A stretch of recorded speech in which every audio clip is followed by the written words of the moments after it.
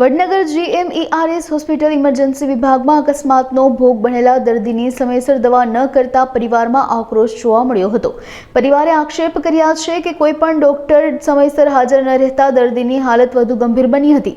વધુમાં આક્ષેપ કર્યા કે ડોક્ટરને વેન્ટિલેટર પણ લગાડતા આવડતું ન હતું।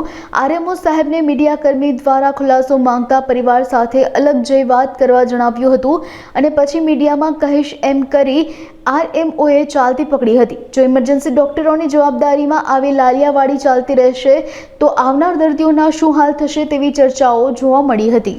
કનુભાઈ ચૌધરી છે, મારો ભાણો છે અને હું આજે એજ માતાજી બેઠેલો હતો। અહીંયા નવરાત્રિ ચાલે છે તો મારા ઉપર ફોન આવ્યો કે ભાઈ તાત્કાલિક અહીંયા સિવિલમાં ભોણાને એક્સિડન્ટ થયું છે અને ઓનાથી લાવી પણ દીધું છે, પણ જો એવી વ્યવસ્થા સિવિલમાં મળતી નથી તો તમે તાત્કાલિક મામા કંઈક કરો।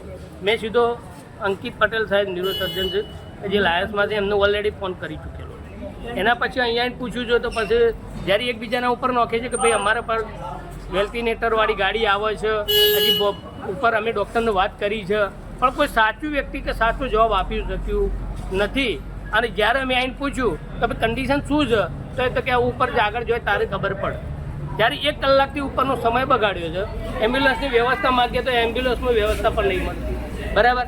જ્યારે પણ અમારે કોઈ બી કંઈક બનશે તો મારા પોણાને 1 કલાક લેટ પડ્યો છે તો ટોટલ જવાબદાર હોસ્પિટલના જે બી રહેશે કે જ્યાંથી એન્ટ્રી કરી તે અત્યાર સુધીમાં તે જિમ્મેદાર પોતે રહેશે, બરાબર। બાકી મારે જે રિપોર્ટ આવે એના ઉપર હું આગળ ચાલવાનો છું। મારું નામ દલાભાઈ ચૌધરી છે, અમારો ભત્રીજો છે। પુણા બસ સ્ટેન્ડ પર અકસ્માત થયો, અમે તાબડતોડ લઈને અહીંયા આવ્યા અમારા વાહનોમાં 108 આવી તે શિપોરો પોકી દે અમે મૂકીને અહીંયા આવ્યા।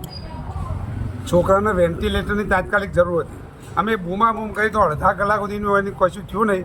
એની સ્થિતિ અતિશય બગડી તો આ સિવિલના ડૉક્ટરોના કારણે બગડી। જો તાબડતોડ એ સગવડ કરી હોત તો અત્યારે આ છોકરાને મારે આગળ લઈ જવું પડે ન કરી પડ્યું હોત। અને હજી શું થાય છે એ બધી જવાબદારી અમની એવી પરિસ્થિતિ ઊભી થઈ ગઈ। અમે હળાબાને પહોંચી આવ્યા છીએ, હળાબાને પહોંચી આવ્યા છીએ, પાટો પહોંચવાનું કીધું, બધું લોહી વહી જાય છે તો કે હા ડૉક્ટરો આવું છે। અત્યારે 2 વાગી રહ્યા છે સાહેબ। ઘટના ઉણાજમાં અકસ્માત થયો હતો મારા ભત્રીજાના, એને લઈને અમે અહીંયા આવતા હતા અને આગળ કીધું અમે 108 પોકેટ એટલે એમાં મૂકીને આવ્યા એટલે અમે પોતે કહીએ છીએ કે અમને વેન્ટિલેટરની જરૂર છે। એનો શ્વાસોશ્વાસ આમ ધબકતો હતો, આટલો ઊંચો થતો હતો। આગળ લઈ જવાનું કીધું તો અમે કીધું વેન્ટિલેટર સાથેની ગાડી આલો કે એવી સગવડ અમારા પાસે અહીંયા નથી ને અમારું વેન્ટિલેટર બંધ છે।